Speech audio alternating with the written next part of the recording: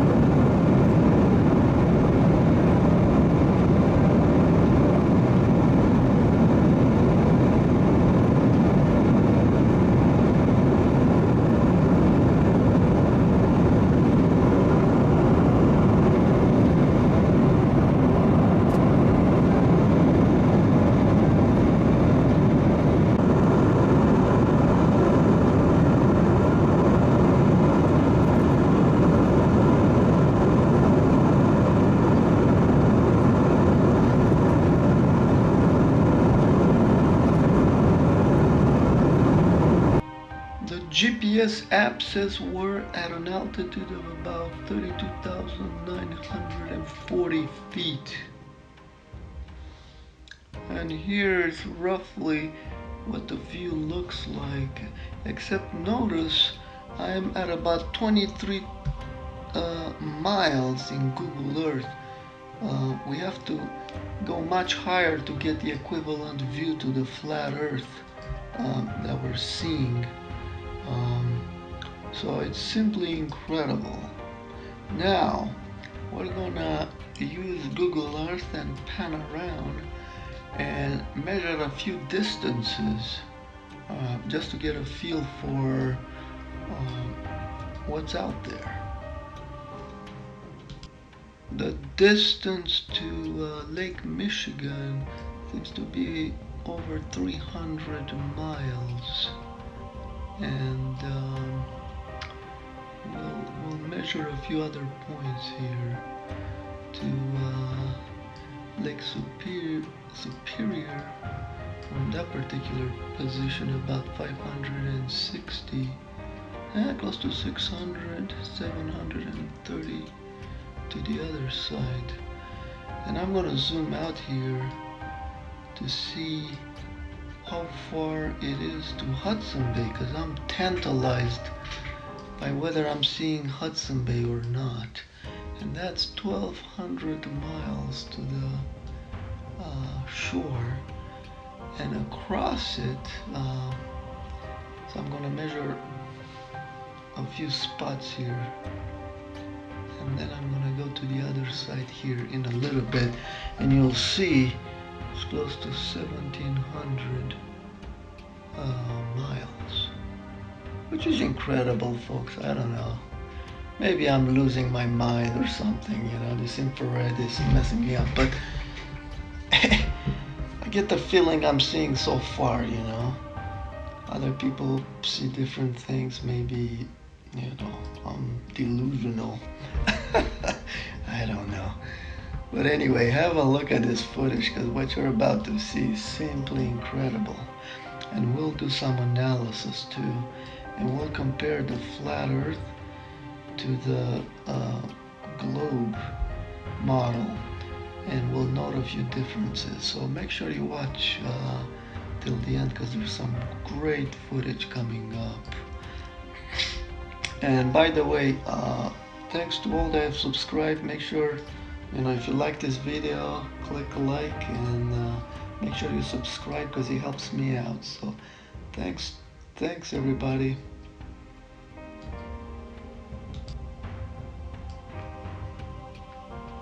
Now have a look at this footage, it's incredible.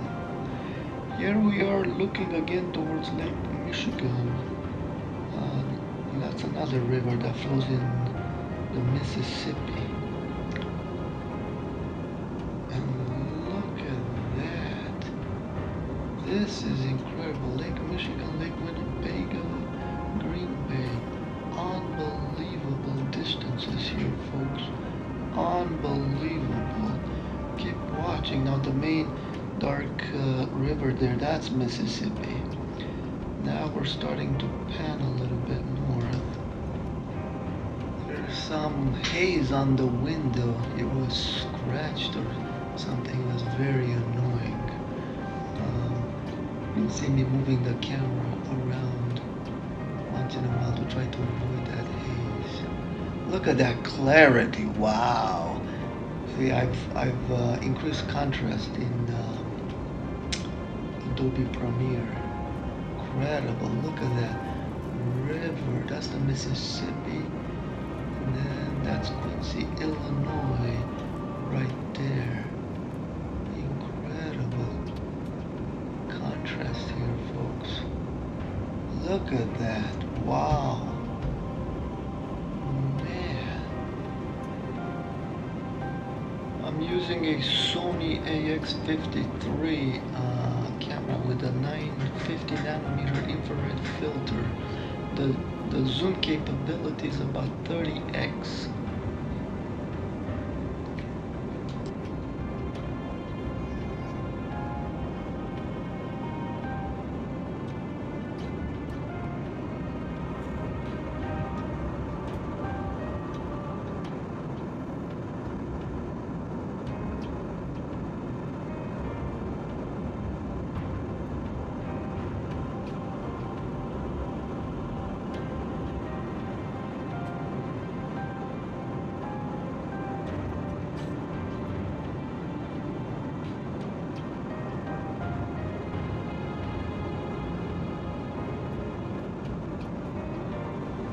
Wow, look at that. What are we seeing there?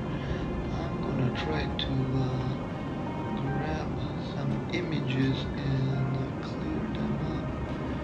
I think that's Lake Superior, maybe part of a river, the Mississippi or something, or maybe even some cloud cover. Look at that. I just averaged 8 images together. You can sort of see a faint cloud layer, black streaks which resemble the lakes. Wow, this is crazy. Let's have a look at the satellite image to see what we're dealing with. So the plane is about right there. I label where Mark Twain Lake should be. Lake Michigan, we're sort of looking in that direction. And there's Lake Superior, and way in the distance, Hudson Bay. Wow, crazy stuff. We'll come back to this and do an analysis, because I'm curious what we're seeing. Yeah, look at that. These appear to be the Great Lakes in the distance. Just incredible stuff, folks. The cloud cover seems to be uniform, although we cannot rule out it may be cloud shadows on the ground.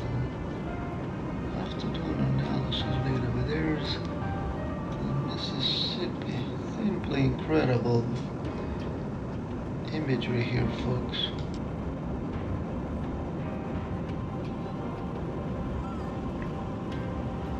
Okay, so let's have a look at some analysis. So what I've done is what I label Lake Superior.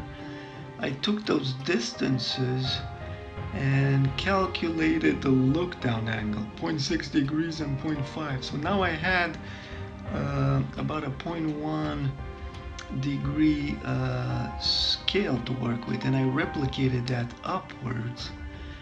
And then, interestingly enough, at the 0.3 degrees, I calculate what that should be. It's 1,200 miles.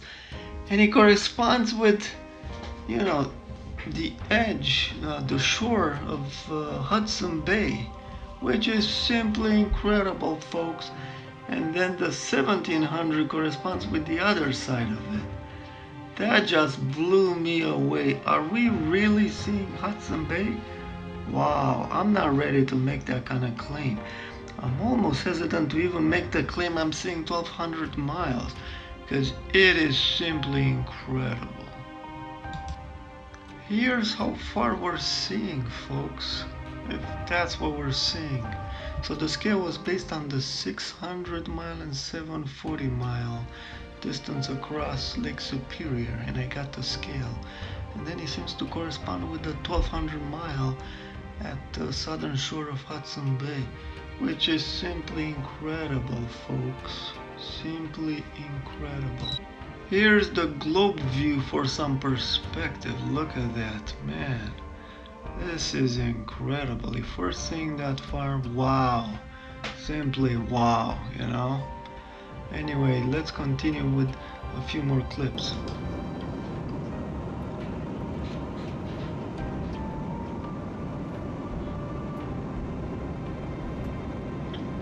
I'm gonna remove the filter and try to get another reading from my GPS app to see where I'm at exactly.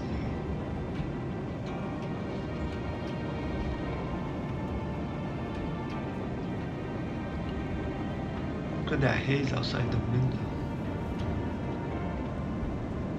Yeah, infrared can pierce through all the haze. It's incredible. So on my phone you can see I put a lot of marks as the plane was flying to get a sense of which way it was heading.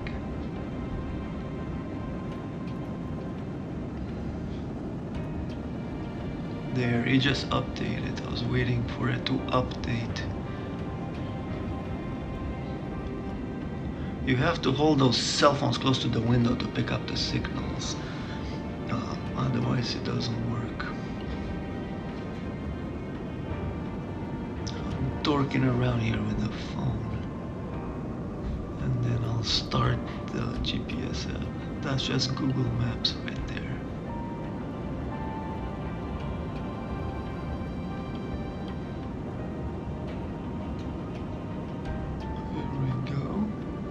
Some people were asking about it. It's GPS status. That's the name of the app. And there's other ones out there, of course. Now it looks like we're still hovering around 33,000 feet, and we're heading to on a heading of 263 degrees. Now I'm gonna put the filter back. Yeah, look at the clarity it brings, man. This infrared stuff is simply incredible, folks. But even more incredible is obviously this flat Earth phenomena. And we'll be comparing what it looks like in infrared to Google Earth. So this is a screen grabbing Google Earth at the correct elevation that I'm at. Here it's slightly higher, 33,566. It was in the lower right. Now here I've superimposed it to the infrared image, and just have a look at this. Notice the main differences between reality, which is what I'm filming in infrared, and the globe model. The most striking is the perspective. You know, we can see very far, and it seems like we're on a flat plateau. Now, the other difference is the horizon elevation. On the globe model, from that high up, we should be looking down a little bit. I've addressed this in my other videos. And then the other difference, which is not quite as conclusive, seems to be curvature. There's more curvature that's seen in the globe. Although in infrared sometimes you can sort of see some curvature, and it's a really complex thing. It could be haze, refraction, could be windows. It's really hard to tell. But the most convincing is really how far we see. That's really the most conclusive, and just the appearance, this perspective. Look at the ground and you're seeing it doesn't roll off in the distance like it does, you know, on a globe. And that's really striking, you know. This flat earth stuff is incredible, folks, really is. I'll have more to say about this, but I wanted to get this video out to you guys because, yeah, it just blew me away, you know. It just blew me away. Anyway, thanks to all that have subscribed and liked my videos and commented. Let me know what you guys think. Am I going delusional here, seeing things are not there, or what? I feel like we're seeing what I'm saying we're seeing, you know? I mean, different people are gonna see different things. Anyway, thanks again, everyone. More to come. I got some exciting experiments coming up. So make sure you subscribe.